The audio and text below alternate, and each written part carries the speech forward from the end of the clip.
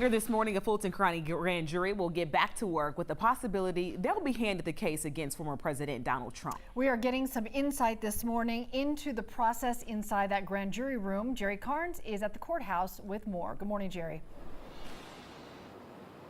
Good morning. Grand jury procedures take place in secret behind closed doors, but the process is generally the same case to case, even when it involves a former U.S. president. Fulton County District Attorney Fani Willis and her team spent 2 years investigating Donald Trump's efforts to overturn the 2020 vote in Georgia. She will boil her case down to what could be no more than a 2-day presentment to a grand jury here. She doesn't have to present her entire case, just enough to convince 12 grand jurors that there's enough evidence for a criminal indictment that would move the case forward. Former prosecutor Melissa Redmond says the criminal grand jury will have a report from a special grand jury that spent months hearing evidence on the case.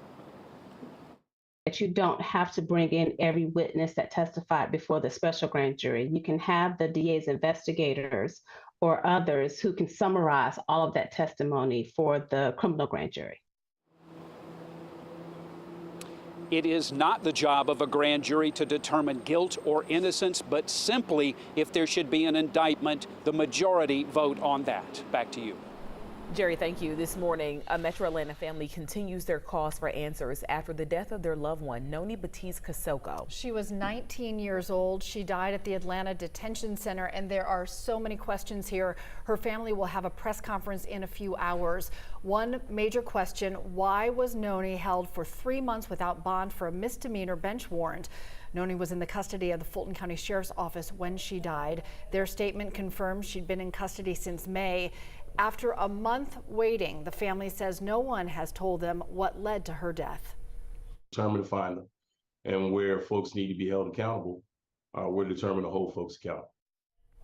We reached out to the Fulton County Medical Examiner. They say the autopsy results are still pending. And that was a look at your Thursday morning headlines. The rain has arrived, Chesley. Yes, look at these clouds behind me here. We're looking at downtown Atlanta. You can see the city there. This is from Decatur, Georgia. And you can see where we have those clouds overhead. The rain is on its way to you. It's coming. It's right there on the back doorstep. We got it over northern parts of Cobb County. Starting to slide further over toward the east. The good news with this is that a lot of these thunderstorms are starting to fall apart. Look how strong they were, or the numerous lightning strikes associated with it back off to the west of us. Now that it's pushing in, starting to fall apart. We said that it would, and that's what's happening. Now, it's going to mess with your routine because we do have some heavy pockets out there, and you can see up here to the north, a little bit more widespread as far as the heavy rain goes. A couple lightning strikes here and there. You see over toward Helen, down towards Sussex, down through Juneau into Silver City and northern Forsyth County. That extends a little bit further down to the south. Starting to head toward the city now. Roswell getting on some light showers, some heavy rain will come your way briefly. You'll get a brief little downce of some heavy rain, and then that will roll through, and then we'll have that steady rain back behind it. So you're going to stay stocked in. A little bit heavier down to the south over northern parts of Carroll County, headed toward Villa Rica. That's right along I-20 here.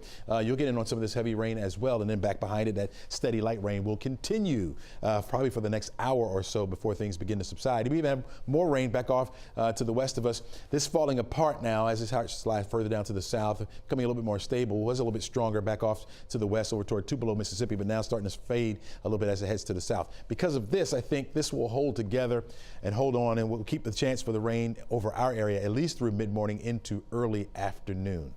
That's how long we'll keep the threat for the rain around, but most of the heaviest rain is over us right now. You see the temperatures are in the 70s, despite the rain moving through Georgia's Rome, for example. Still in the 70s. 77 degrees right now in Atlanta. Very warm. 76 down toward Peachtree City. 4 Central Times of the day shows temperatures hitting 85 by noon. On our way to 89 degrees for an afternoon high. We'll have the clouds or mostly cloudy skies by the time we get toward 3, 4 o'clock this afternoon. Catching a brief break in the evening, and then more rain will come back to us as we head into Friday. Today, we have a level 1 threat for severe weather over us. That means isolated strong to severe thunderstorms are possible, but again, we are seeing those fall apart this morning.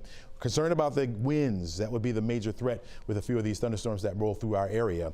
Our forecast track model doing a great job timing it all out for us. Right now on the back doorstep, that rain starts to fall apart. We'll hold on to some scattered showers around as we head through the afternoon, catch that break during the evening, and then by Friday morning, we're going to do it all over again. Here comes more steady rain pushing back into the forecast area. We'll catch a break as we head into the weekend with a lower threat for the rain, but temperatures will start to go up. Talked about Cobb County. We have Liza Lucas in the Thunder Truck this morning. You told me as soon as you hit Cobb, you started to feel that wind. Tell us more. Yes, Chesley, we're making our way past Marietta as we speak, and I want to go ahead and give you a look right now what the interstate is looking right here as we make our way up 75 north. Definitely saw that rain as we made it into Cobb, and I have to say I'm feeling the wind gust here in the Thunder truck too. I know you and I were chatting back and forth about gusts between 25-30 miles per hour. Definitely feeling that hit the vehicle, and we're in a large truck right here, but you can see those rain bands making their way in, and the roads are getting pretty saturated at this point. The good news is people seem to be taking their time and adjusting to conditions accordingly, but we know that this is going to ramp up as more commuters get on the road and then off the interstate as well as those school buses make their routes to school. So keep that in mind. Give yourself time to prepare.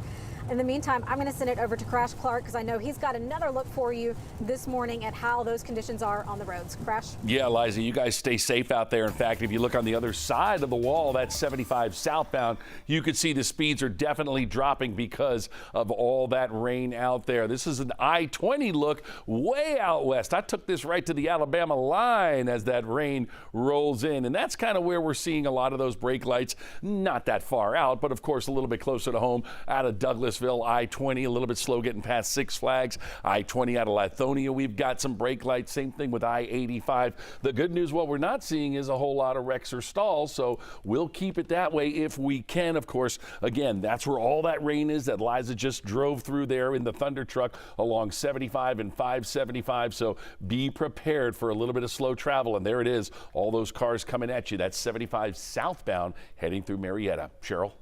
Crash, thanks a lot. This morning, Southern Regional Medical Center is facing a malpractice lawsuit. A couple in Riverdale says that their son died during a terrible botched delivery. We do want to warn you the allegations here in this lawsuit are graphic. These are brand new pictures of Jessica Ross and Trevion Taylor Sr. during Jessica's pregnancy. Jessica went into labor for 10 hours July 9th, but the baby got stuck during delivery. According to the lawsuit, a doctor applied what's described as ridiculously excessive force on the baby's head and neck to try to deliver it, leading to the baby's death. According to Ross's lawyers, the hospital lied to the couple and told them the child's death did not warrant a free autopsy. It's unfortunate that the healthcare providers at Southern Regional Hospital, after this horrific incident, told them these things and tried to hide what actually happened.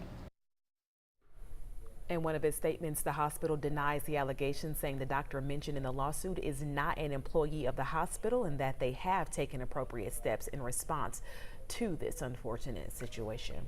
In the last hour, we have new information about the massive wildfire burning in Maui. 36 people have now died, and right now rescuers are working to get to people still trapped. More than 11,000 residents have been forced out of their homes because of the wildfires there on the island of Maui. And now the lieutenant governor is asking tourists to stay away. If you have travel plans to Maui, we ask that you postpone it or cancel it at this time. Coming up on the Today Show, they are taking a look at the damage as crews continue to try and put out those raging flames that just keep growing because of heavy winds fueled by Hurricane Dora. The Georgia Bulldogs are on the hunt for a three-peat this season, just weeks away. Players say this year's team has its own identity. So we harped last year that team was different than the year before, and this team's different from both of those. So just kind of taking it a day at a time, and we have our own motivation because we want to do it ourselves. I mean, there's a bunch of guys that came in that may not have played last year or weren't even here last year, so we're a totally different team. Coach Smart has used the motto, better never rest. Almost time to show us what you got, boys. UGA opens up the season in quest for a third championship in a row on September 2nd at UT Martin at Sanford Stadium.